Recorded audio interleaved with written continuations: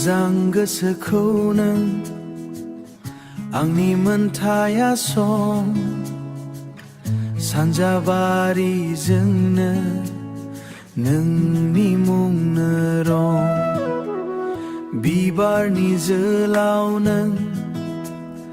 आंनि हाख्रिया दं रायज्लावनि सिमाङाव नोंनि मोनथाया सम नोंखौ मोजां मोजां मोजां आंनि मोनथाया दं नोंनि मोदाय सोरो आंनि गोसोखौल'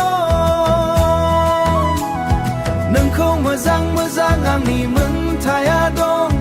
सानजाबारिजोंनो नोंनि मुंनो रं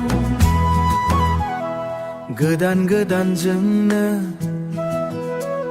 नोंनि खुलुमबाय राव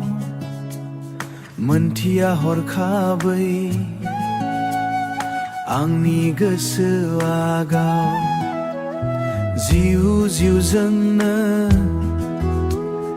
नोंनि मोदायसो रायज्लावनि जोंखा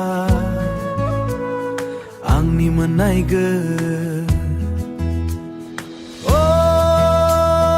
जोंनि बिबारै सानजाबारि राव नोंनि मोनथाया आंनि गोसोआ गाव नोंनि मोनथाया आंनि गोसोल' जिउ जिउजोंल' जिउ जिउजोंनो नोंनि मुंनो रं नोंखौ मोजां मोजां मोजां आंनि मोनथाया दं सनायजों खानो आंनि गोसोखौल' नोंखौ मोजां मोजां आंनि मोनथाया दं सानजाबाया दं सानजाबारिजोंनो नोंनि मुंनो रं सानजाबारिजोंनो